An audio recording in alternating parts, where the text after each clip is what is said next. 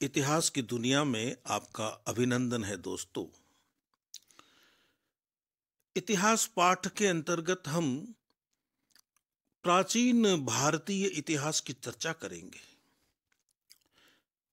मेरे हाथ में डॉक्टर भगवत शरण उपाध्याय की लिखी हुई किताब बृहत्तर भारत है और इस किताब के पहले अध्याय का शीर्षक है भौगोलिक स्थिति और सांस्कृतिक संक्रमण। शीर्षक से आप समझ गए होंगे कि प्राचीन भारत के इतिहास को समझने के लिए जरूरी है कि हम जानें कि भूगोल का इतिहास पर क्या प्रभाव पड़ा और किस तरह से भारत की संस्कृति एक मिलीजुली संस्कृति बनी। अपने अध्याय की शुरुआत वे कवि वत्स भट्टी की रचना से करते हैं। वे कवि वत्स भट्टी के लिखे हुए एक संस्कृत पद से अपने पाठ का आरंभ करते हैं। वे लिखते हैं, चतुष्मुद्रांत विलोल मेखलाम सुमेरु कैलास वृत पयोधराम वनांत वांत स्फुट पुष्पहासिनीम कुमार गुप्ते पृथ्वीम प्रशासति। भारत की यह तस्वीर चौथी पांचवीं सदी के मंदसौर के गुप्तकालीन अभिलेख में कवि वत्स भट्ट ने खींची है। चार समुद्र जिसकी लहराती मेखला बनाते हैं, सुमेरु और कैलाश पर्वत जिसके विशाल पयोधर हैं, दूर तक फैले वनों में खिले फूलों के माध्यम से जो पृथ्वी निशंक मुस्कुराती है, उस पृथ्वी पर स्वामी कुमार गुप्त शासन करते हैं। समकालीन महाकवि कालिदास ने पूर्व पश्चिम और दक्षिण के सागरों का उल्लेख तो किया है। अरब सागर, बंगाल की खाड़ी और हिंद महासागर का, पर यह चौथा समुद्र कौन सा है यह बता सकना कठिन है। फिर भी इसमें संदेह नहीं कि जिस हिंद महासागर की दोनों भुजाएं पूर्व और पश्चिम से बढ़कर एक और बर्मा, मलय तथा हिंदेशिया के प्रायद्वीपों और द्वीप समूहों को और दूसरी ओर फारस तथा अरब पर टूटती लहराती है, उसी के चतुर्भागों से वत्स भट्टी के इस संदर्भ का संबंध है। ये सीमाएं उपनिषदों के ब्रह्मर्षि देश और स्मृतियों के आर्यावर्त के बाद पहली बार भारत के समूचे विस्तार को स्पष्ट करती हुई उसके परिवेश को प्रस्तुत करती है। भारत के उत्तर में एशिया के और देशों से उसको उत्तरी और मध्य भाग से अलग करता उसका प्रहरी हिमालय खड़ा है, जिसे कालिदास ने पृथ्वी का मानदंड कहा है, जो देश के उत्तरी विस्तार को मापता हुआ सा पूर्व और पश्चिम के समुद्रों में डूब गया है। उसकी उत्तर पश्चिमवर्ती कराकोरम की पर्वत श्रेणी भारत को पामीरों से अलग करती है, जिसे बामे दुनिया अर्थात संसार की छत कहते हैं। हिमालय कराकोरम के चित्राल के पास सिंधु नद की प्रबल धारा से खेलता व्याल की भांति कुंडल बांध हिंदू कुश में खो जाता है। पूर्व की ओर उसकी श्रृंखलाएं तिब्बत को अपने अंक में भरती बर्मा के व्यापक वन विस्तार में खो गई हैं। तिब्बत से दूर पश्चिम लद्दाख के पठार और कराकोरम के बीच वह जोर कुल का सरोवर है, जिसकी ऊर्मियां अच्छोद सरोवर की लहरियों की तरह जब हिम के गल जाने से निर्बंध हो पर्वतीय हवा के संयोग से विहरने लगती है, तब निर्मल स्वादु जल की अनेक धाराएं उससे निकलकर दसों दिशाओं में बह चलती हैं। इन्हीं धाराओं में चार धाराएं गंगा, सिंधु, वक्षु जिसे आमुदरिया कहते हैं और सीता जिसे यारकंद कहते हैं की है। नीचे के मैदानों की भूमि से आकाश में स्थित गिरि शिखरों की छाया में फैली उपत्यकाओं को सहज ही देव भूमि कहा गया है। ऋषियों की उस तपोभूमि को भारतीय संस्कृति ने भूरी भूरी सराहा है। वैसे धवल मस्तक हिमालय की पर्वत श्रेणी से अनंत जलधाराएं जो नीचे के मैदानों से उत्तर पूर्व के सागर की ओर बह चलती हैं, उनसे उत्तर भारत का समूचा भूप्रांतर उर्वर होता है। देश के 7 पर्वत फिर उसे अनेक भागों में बांट देते हैं। विंध्याचल की श्रृंखला देश के मध्य में लंबायित पड़ी है, जिसका पश्चिमी भाग पारियात्र, जो आज अरावली कहलाता है, मेवाड़ के संस्मरणीय उस श्रृंग की उत्तुंग और समतल भूमि रचता है, जिस पर चित्तौड़ का दुर्ग खड़ा है। मित्रों, जब चित्तौड़ का नाम आता है तो हमें महाराणा प्रताप याद आते हैं। जब चित्तौड़ का नाम आता है तो महाराणा प्रताप से पहले हमें पद्मिनी याद आती है।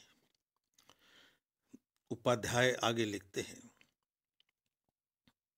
चित्तौड़ का दुर्ग खड़ा है, उसके साए में वह माध्यमिका बसी है, जिसकी राह बाहर से आने वाली सिंध में बसी दुर्दम जातियां मालवा और उज्जैनी की ओर चली आती थीं।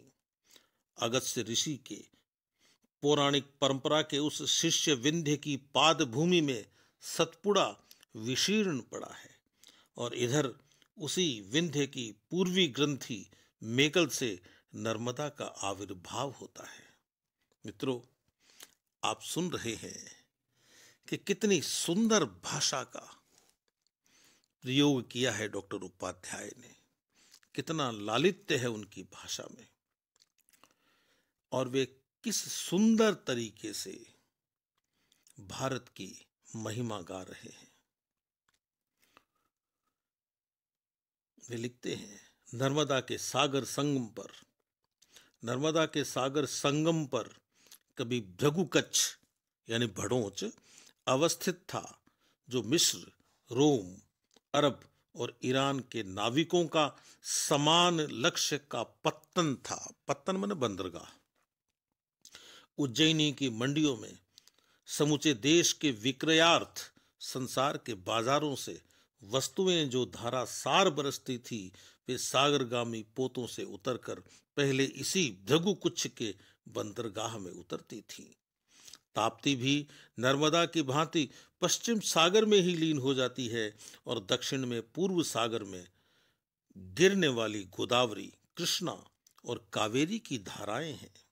गोदावरी दक्षिण की गंगा है, जिसके तीर नासिक की गुहाओं में 7 वाहनों की प्रशस्तियां खुदी है और जहां पर वह पंचवटी है, जिसकी छाया में रामायण की सीता ने कभी वनवासी पति के साथ निवास किया था और जो लंकाधिपति द्वारा वहीं से अपहृत हुई थी। कृष्णा के कांठे से निकलकर आंध्र सातवाहनों ने उत्तर और दक्षिण तथा सागर पर्यंत पूर्व और पश्चिम की भूमि पर शासन किया था। कावेरी के उत्तर और दक्षिण में पूर्वी समुद्र तक चोलों और पांड्यों ने, पल्लवों ने खड्ग से कभी कीर्ति लिखी।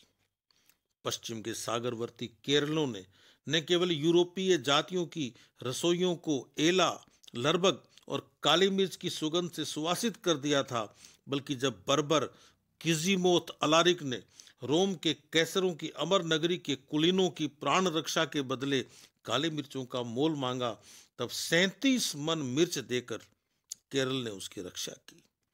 और वह ताम्रपर्णी की धारा जो सुदूर दक्षिण में भारतीय प्रायद्वीप के प्रायः आर पार बहती है, उसके सागर संगम पर जो अनंत संख्या में श्वेत मोतियों का संभार झरता था, उससे कभी रोम की नागरिकाओं का सीमंत सजता था। उनके परिधान के आंचल भरे जाते थे। महेंद्र पर्वत उत्कल और कलिंग की रीढ़ बन गया है, जिसके परिवेश को परस कर महानदी बहती है और जिसके शिखरों से सुवर्ण रेखा की वह धारा साफ चमकती है, जिसके पुलिनों की रेत से सोने के कण चुने जाते थे। पूर्व की ओर सागरवर्ती पर्वतमाला जहां तहां टूट गई है, पर महाबलीपुरम जैसे भूखंड भी हैं जिनके तन को संवार कर मंदिरों की आकृतियां बनी, जिनके बहिरंग पर मूर्तों की अनंत संपदा बिखरी। और पश्चिम की ओर जहां विंध्य की दक्षिणी मेखला समाप्त होती है, वहां से सह्याद्री और मलयाद्री की उत्तुंग मालाएं दक्षिण की ओर दौड़ पड़ती हैं। सह्याद्री में कला के पारखियों ने पारिजातों की परंपरा के परे अजंता की गुहाएं खोदी है, जिनके अंतरंग चितेरों की तूलिका ने। सह्याद्री में कला के पारखियों ने पारिजातों की परंपरा के परे अजंता की गुहाएं खोदी हैं, जिनके अंतरंग चितेरों की तूलिका ने विविध रंगों से रंग दिए हैं। मलयगिरी के तरुओं से जो मिर्च के फल टूटकर गिरते हैं, कवि कालिदास का कथन है, वे भूमि तक नहीं पहुंच पाते, कारण कि उन्हें तीक्ष्ण जिह्वा तोते बीच में ही अपनी चोंच में रोक लेते हैं। और जिस मलयवात की बात संस्कृत के कवियों का उल्लास बन गई है और जिसे प्रातः परसकर उत्तरापथ के निवासी रोमांचित हो आते हैं, उसकी मूल भूमि चंदन के वनों से व्याप्त यह मलयाद्री ही तो है। दोनों ओर पूरब और पश्चिम के सागरवर्ती आंचलों में ताल वृक्षों की घनी हरी कतारें कुमारी की सागर संधि तक दौड़ती चली गई हैं। ताड़ों के श्यामायित वनों की ये पतली पंक्तियां इतनी मनहर हैं कि उनके संयोग से काव्यों के प्रकरण ललित हो उठे हैं। यही भारत भूमि है, सागरवर्ती गिरिवर्ती, जिसकी सीमाएं सागरों और पर्वतों से कस गई हैं। फिर भी पूरब और पश्चिम में कुछ द्वार ऐसे भी हैं जो कालांतर में जातियों के संक्रमण में सहायक हुए हैं। मित्रों, आपको ध्यान होगा कि भारत में जो आक्रांता आए वे इसी रास्ते से आए थे। एक अंग्रेजों को यदि आप छोड़ दें तो आप पाएंगे कि भारत में जो विदेशी आक्रमण हुए हैं वे इन्हीं द्वारों से हुए हैं जो भारत के पश्चिम में हैं। आगे लिखते हैं डॉक्टर उपाध्याय, पश्चिम में हिंदू कुश की भित्ति को चीरकर खैबर का दर्रा बना है, जो अफगानिस्तान के उद्यान और भारत के गंधार का संयोजक है। उत्तर दक्षिण में बोलन का दर्रा है, जो ईरान को बलूचियों की राह सिंध से मिलाता है। हिमालय में कैलाश की ओर पर्वतमाला में जो क्रौंच रंध्र यानी नीति पास है, वह पुराणों की परंपरा में परशुराम के बाण की चोट से कट गया था। उस राह न केवल हंसों की पातें मान सरोवर की ओर पर मारती निकल जाती हैं, बल्कि उसी राह मानकों की कतारें भी संक्रमण करती रही। उससे सटा पूरब की ओर असम की घाटी से उत्तर भारत का वह अरुणाचल नामक प्रदेश है, जिसे हम आजकल अरुणाचल लिखते हैं। उससे सटा पूरब की ओर असम की घाटी से उत्तर भारत का वह अरुणाचल नामक प्रांत है, जिसकी भूमि पर भोट बसते हैं, तिब्बतियों से भिन्न भारत के भोट। असम की घाटी के पूर्व बर्मा, मलय, शाम, कंबुज, चंपा, लाओस और वियतनाम के वे वन प्रधान देश हैं, जिनकी दिशा से आने वाली मंगोल जातियों ने अपने किरात पीत रक्त से दूर पूर्वी भारतीय अंचल को नए रंग से भरा था।